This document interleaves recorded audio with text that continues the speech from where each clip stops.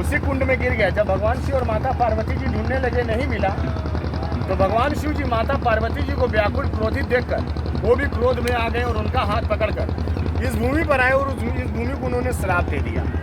पहले यहाँ पर सूर्योदय से सूर्यास्त तक ही डेड बॉडी जलता था, उसके बाद बंद कर दिया जाता था। लेकिन भगवान शिव जब यहाँ पर पहुँचे तो उन्होंने इस भूमि को श्राप दिया कि जैसे हम और हमारी पत्नी मणि और कणिका के लिए व्याकुल हो रहे हैं और अंतर मन से जल रहे, तैसे काशी का भूमि सदैव आजीवन के लिए जलेगा, जलते जलते शमशान बन जाएगा। ना भविष्य में कभी भी ये काशी का आग बुझेगा, ना ये काशी कभी ठंडा होगा। तब भगवान विष्णु जी ने हाथ जोड़कर भगवान शिव जी से श्राप वापस लेने के लिए बोले। लेकिन भगवान जी जब श्राप वापस नहीं लिए तो भगवान विष्णु जी ने कुबेर यानी कि कछुए का रूप बदलकर उस कुंड में गए और पाताल लोक जाकर मणिकर्णिका को ढूंढकर भगवान शंकर जी को दे दिए। भगवान शंकर जी प्रसन्न हो गए और उन्होंने जो श्राप दिया था उसको बदलकर काशी को मोक्ष का वरदान दे दिए। देखिए यहाँ पर जो भी बोट आ रहा है सर, ऐसा नहीं कि हम आपको बता रहे हैं। मैं बोला ना कि जिनके कर्म में लिखा रहता है वो इस चीज़ को सुनते और जानते और इस परिक्रमा को पूर्ण करते। नहीं घूमने को तो ये भी घूम रहे हैं और ये भी घूम रहे हैं, लेकिन जिसको परिक्रमा करना है देखिए वो बोट यहाँ से टर्निंग ले लेगा, वो भी बोट देखिए बता ही रहा है। और भगवान जब शिव जी इस जगह प्रसन्न हुए तो इस जगह को उन्होंने जो मोक्ष का वरदान दिया कि जो भी काशी में मरेगा या जो भी काशी में मर कर आएगा, जिनको स्नान कर कर काशी में जलाया जाएगा, उनके आत्मा को सीधा मोक्ष की प्राप्ति मिलेगा। ऐसा भगवान शिव जी ने इस काशी भूमि को वरदान दिया।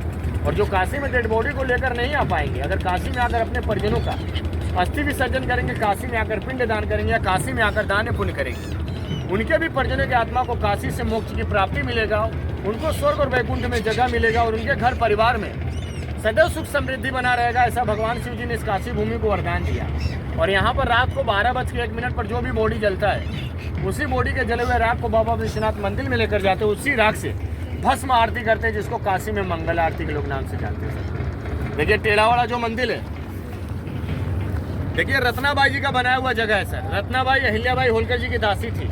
जब रत्नाबाई जी काशी में आई और उन्होंने काशी में स्नान किया, बाबा विश्वनाथ जी का दर्शन किया, वो काशी से जाने से पहले उनको भी मालूम था कि काशी में जो आता है कुछ न कुछ अपने याद के लिए काशी को देकर जाता है। क्योंकि काशी में मैं बोला ना कि लोग सौभाग्य से आते हैं और काशी में राजा बनकर आते हैं, तो उन्होंने काशी में एक मंदिर दान देने का वचन दिया। और रत्नाबाई जी ने इस मंदिर को बनाने के लिए अपने बेटे से बोली कि आप हमारे लिए काशी में एक मंदिर बना कर दीजिए। माँ के ऐसे शब्दों को सुनकर बेटे ने उस मंदिर को एक दिन में बनवाया। और एक दिन में बनवा कर उस मंदिर को बेटे ने ब्राह्मण को बुलाया और पूजा पाठ किए। और माँ के साथ बैठकर उन्होंने एक संकल्प लिया कि ब्राह्मण से उन्होंने बोला कि आप ऐसा एक संकल्प दिलाइए कि इस मंदिर को बनाकर मैं अपने माँ और बाप के ये दोनों के ऋण के कर्ज से आज मैं मुक्ति पा जाऊँ।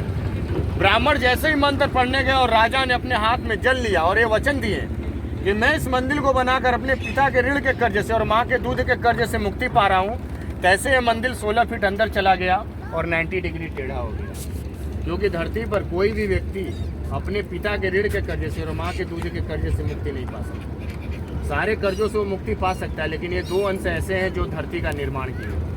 माँ बाप से बढ़कर धरती पर कोई नहीं। इसलिए इस मंदिर का मेन नाम है मातृ ऋण मंदिर, माँ का दूध का कर्ज का, जिसके लोग नाम से जानते हैं। रत्नाबाई जी का नाम दिया गया और उसके अंदर एक शिवलिंग रखा गया जिसका नाम पड़ा रत्नेश्वर महादेव जी का मंदिर। और इसी को बोलते हैं काशी करवट। लोग सुने होंगे कि टेढ़ी मंदिर और उल्टी गंगा, इसी को बोलते हैं सर। ये टेढ़ी मंदिर और उल्टी गंगा।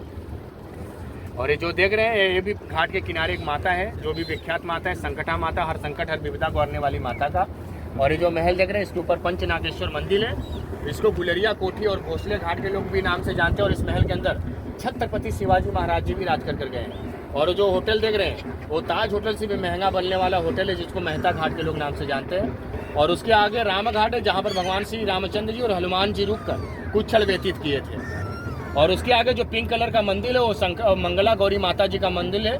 जो लोग मांगलिक रहते हैं उनका वो मंदिर है, जो सबसे पुरानी माता है। और जो मस्जिद देख रहे हैं वो पंचगंगा का घाट है, जहाँ पर 5 बहनें संगम करती है, गंगा, यमुना, सरस्वती, वरुणा और रसी। देखिए जो है सर काशी में परिक्रमा है, इस परिक्रमा को भगवान श्री रामचंद्र जी ने पूर्ण किया था। जब भगवान श्री रामचंद्र जी यहाँ से पूर्ण कर सरयू नदी गए थे प्रयागराज होते हुए, तो वहाँ पर उनको केवट, आप लोग जानते हैं केवट, हाँ। साउथ में उनको गुहा बोलते हैं, गुहा। देखिए रामायण में आप लोगों ने देखा होगा जिन्होंने भगवान श्री रामचंद्र जी को अपने नौका पर बैठाकर पार लगाए थे वो केवट थे। हाँ। और सर जी मैं भी अपने बारे में बता दे रहा हूँ कि देखिए बोर्ड भी हमारा नहीं, इस बोर्ड के हम मालिक भी नहीं है, और एक काशी भी हमारा नहीं, हमारा गांव उधर है। हम भी एक केवट है जिन्होंने भगवान श्री रामचंद्र जी को पार लगाया। वो केवट निषाद राज जी हमारी पीढ़ी दर पीढ़ी हमारे पूर्वज थे, हम लोग भी केवट है उनके वंशज हैं, और आप लोग हमारे भगवान हैं सर। देखिए जब भगवान श्री रामचंद्र जी दूसरी बार केवट जी से बोले थे कि आप हम यहाँ, जैसे एक बार हमको आपने चित्रकूट गंगा पार लगाया, हम यहाँ पर भी आए हैं तो आप हमको पार लगा दीजिए, तो केवट निषाद राज जी ने हाथ जोड़कर खड़े हो गए।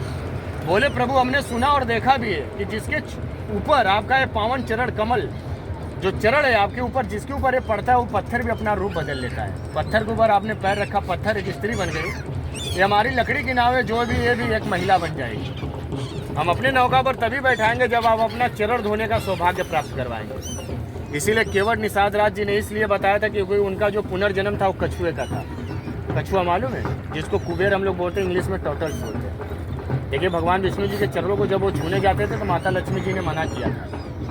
तब जब माता लक्ष्मी जी ने मना किया था तो उन्होंने वचन दिया था कि जिस जन्म में आपको ये चरण छूने का नहीं, चरण धोने का सौभाग्य मिलेगा मानव तन में, जब आप केवट बनकर जाएंगे और हमारे प्रभु श्री राम और माता सीता बनकर जाएंगे। इसीलिए भगवान श्री रामचंद्र जी उन्होंने नौका पर तब बैठा जब उनका उन्होंने चरण धोया, और उस चरण को धोकर उन्होंने जल को ग्रहण किया और भगवान श्री रामचंद्र जी को नौका पर बैठा कर पार लगाए।